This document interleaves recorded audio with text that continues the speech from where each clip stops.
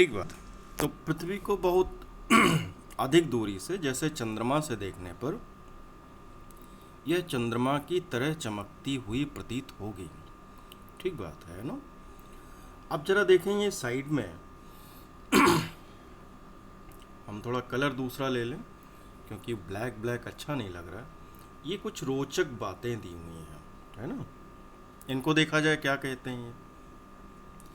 बृहस्पति, शनि तथा यूरेनस के चारों ओर छल्ले हैं। ये छल्ले विभिन्न पदार्थों के असंख्य छोटे छोटे पिंडों से बनी पट्टियां हैं। पृथ्वी से इन छल्लों को शक्तिशाली दूरबीन से देखा की सहायता से देखा जा सकता है। तो यहाँ महत्वपूर्ण क्या है, ये जो तीन है ना, इन्हीं का नाम याद रखना है। ठीक बात है। हम लोग अब आगे बढ़ते हैं। हमारा उद्देश्य है कि आज इसको समाप्त करना है। अब जरा हम देखें कि ये एक फिगर बनाई गई है सौर मंडल की, जो आप बचपन से ही देखते आ रहे हैं। बुध, शुक्र, पृथ्वी, मंगल, ठीक बात है, बृहस्पति, शनि और यूरेनस, नेपच्यून, है ना। तो इनको दो कैटेगरी में बांटा गया है, आंतरिक ग्रह और बाह्य ग्रह। आंतरिक ग्रह कौन कौन से हैं? सूर्य के बहुत अधिक नज़दीक, ये जो देख रहे हैं ना शेडेड पोर्शन, देखिए ध्यान से, ये जो शेडेड पोर्शन है ये वाला, तो इतने हो गए आंतरिक ग्रह। बाकी ये वाले हो गए कौन से? आपके बाह्य ग्रह। ठीक है ना। तो अब आप इसे समझ सकते हैं कि आंतरिक ग्रह कौन है? बुध, शुक्र, पृथ्वी, मंगल। और बाह्य ग्रह कौन से हैं? Brihaspati, Shani, Uranus, Neptune. ठीक है ना। अब देखिए, सबके विषय में कुछ सारी इन्फॉर्मेशन दी हुई है। हालांकि इसे हम आपको चलिए देख लीजिए एक बार, आप देखने का प्रयत्न कीजिएगा। इसको बढ़ा देते हैं। बुध सूर्य के चारों ओर एक परिक्रमण 88 दिन में करता है। अपने अक्ष पर घूर्णन 59 डे, यानी ये 88 दिन किसके रिस्पेक्ट में है? पृथ्वी के रिस्पेक्ट में। शुक्र सूर्य के चारों ओर एक परिक्रमण 255 दिन में। पृथ्वी कितने दिन में? 365 दिन में। इस तरह से मंगल 687 दिन, अपने अक्ष पर एक दिन में। इसके चंद्रमा कितने हैं? इसके पास 2 हैं, पृथ्वी के पास 1 हैं। ऐसे ही आप बृहस्पति, सूर्य के चारों ओर एक परिक्रमण करने में इसको 11 साल लगता है। 11 साल 11 महीने, लगभग ये कह लें कि 12 साल। अपने अक्ष पर 9 घंटे 59 मिनट। इसके पास चंद्रमा की संख्या कितनी है? 16 है। और शनि सूर्य के चारों ओर एक परिक्रमण करने में 29 साल लगते हैं। 5 महीने, मतलब 29.5 साल कह सकते हैं। अपने अक्ष पर घूर्णन 10 घंटे 40 मिनट। और इसके चंद्रमा की संख्या कितनी है? 30 है। तो एक प्रश्न यहाँ से बनता है कि सबसे अधिक चंद्रमा किस ग्रह के पास है? तो आप देख पा रहे होंगे यहाँ से 30 किसके पास है? सैटर्न के पास। हम लोग आगे बढ़ते हैं। ठीक है। आसमान में दिखने वाला चंद्रमा एक उपग्रह है। यह हमारी पृथ्वी का सहचर है तथा इसके चारों ओर चक्कर लगाता है। हमारी पृथ्वी के समान 8 अन्य ग्रह हैं जो सूर्य से प्रकाश एवं ऊष्मा प्राप्त करते हैं। उनमें से कुछ के पास अपने चंद्रमा भी हैं। अब देखिए सौर मंडल। सौर मंडल के नाम के पीछे एक स्टोरी है, यहाँ पे ध्यान देंगे। ये कही जा रही है, क्या कही जा रही है? देखिए, पौराणिक रोमन कहानियों में सोल यानी सोल किसको कहा जाता था? सूर्य देवता को। और सौर शब्द का अर्थ है सूर्य से संबंधित, इसलिए सूर्य के परिवार को सौर मंडल कहा जाता है। सौर शब्द का उपयोग करते हुए और अधिक शब्दों को इन्होंने कहा है कि लिखिए, तो आप कोशिश कीजिएगा लिखने का, ठीक है। ऐसे बहुत से शब्द जिनका उपयोग एक भाषा में करते हैं, अक्सर वे दूसरी भाषाओं के लिए गए शब्द हो सकते हैं। जैसे जियोग्राफी एक अंग्रेजी शब्द है, लेकिन ये ग्रीक भाषा से लिया गया है, जिसका अर्थ है पृथ्वी का विवरण। दो ग्रीक शब्दों से मिलकर बना है।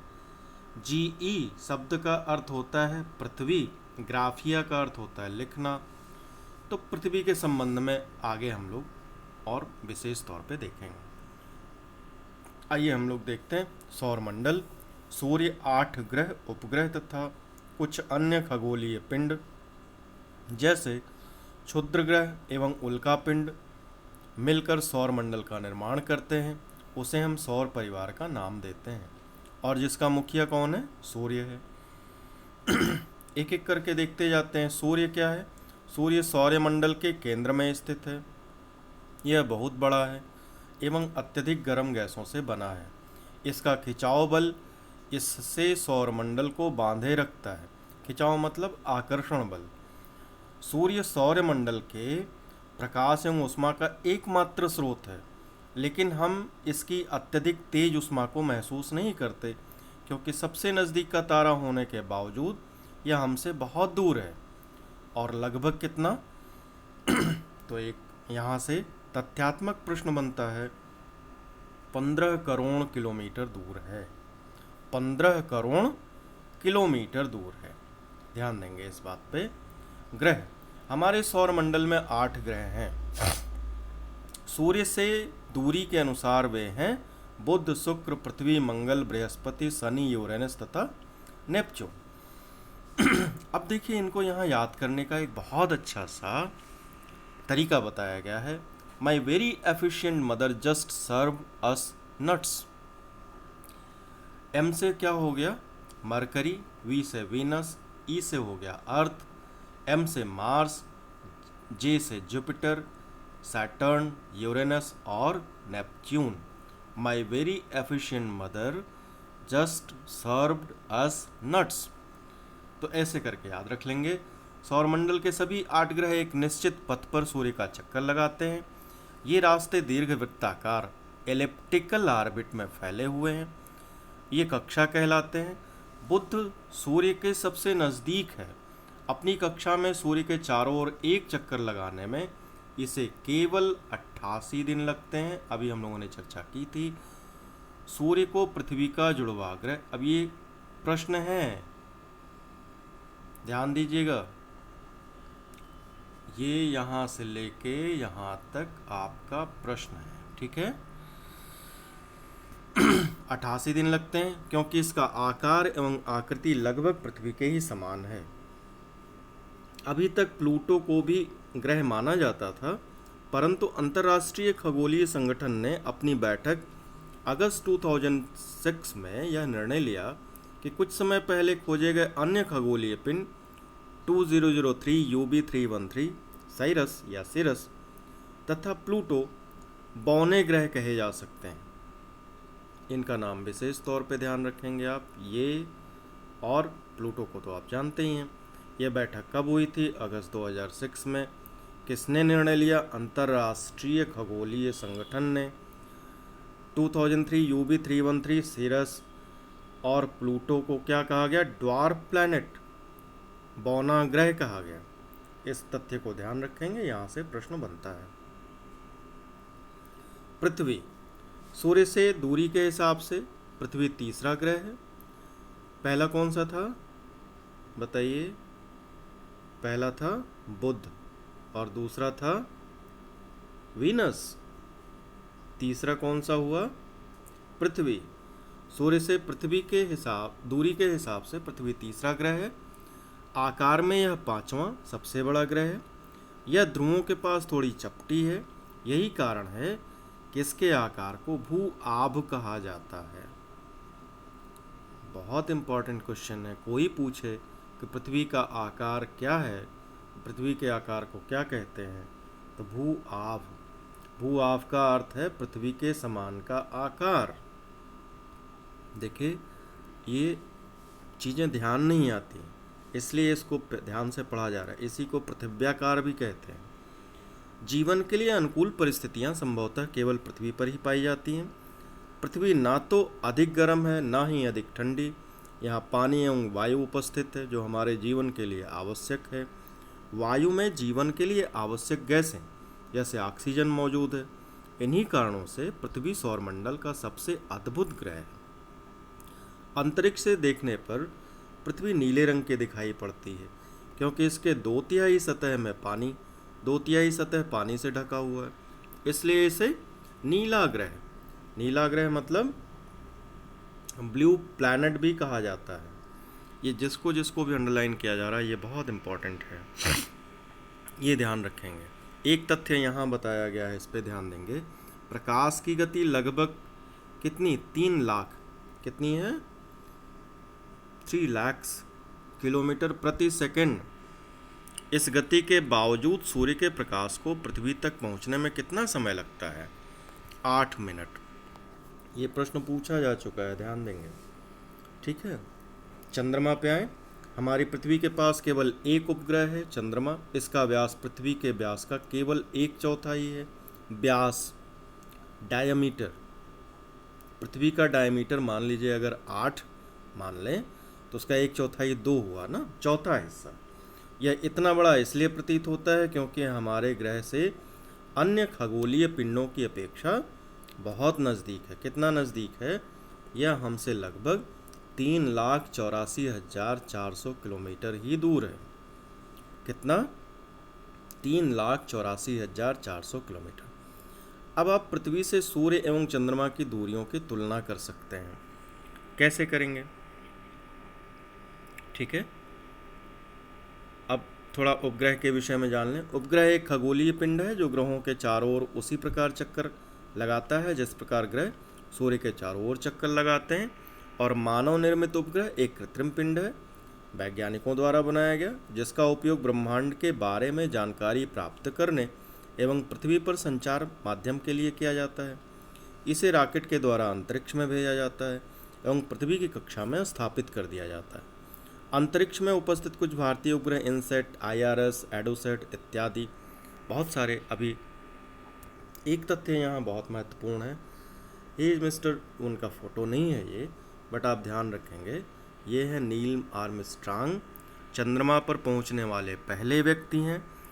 डेट याद रखेंगे, 29 जुलाई 1969, 29 जुलाई 1969 को सतह पर इन्होंने पैर रखा था। ठीक है, आइए हम लोग अगले तरफ चलते हैं। चंद्रमा पृथ्वी का एक चक्कर लगभग 27 दिन में पूरा करता है। लगभग इतने ही समय में यह अपने अक्ष पर एक चक्कर भी पूरा करता है। इसके परिणाम स्वरूप पृथ्वी में हमें चंद्रमा का केवल एक ही भाग दिखाई पड़ता है। ये बहुत महत्वपूर्ण है, देखिए चारों तरफ घूमता है लेकिन उसका एक ही भाग दिखाई पड़ता है। चंद्रमा की परिस्थितियां जीवन के लिए अनुकूल नहीं हैं। यहाँ न पानी है न वायु है। इसकी सतह पर पर्वत, मैदान एवं गड्ढे हैं जो चंद्रमा की सतह पर छाया बनाते हैं। पूर्णिमा के दिन चंद्रमा पर इनकी छाया को देखा जा सकता है। देखिए क्षुद्र ग्रह क्या होते हैं, बगल में ये आप बना हुआ है ना, दीज आर टाइप्स।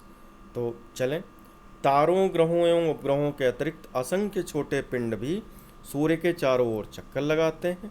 इन पिंडों को क्षुद्र ग्रह कहते हैं। ये मंगल एवं बृहस्पति की कक्षाओं के बीच पाए जाते हैं।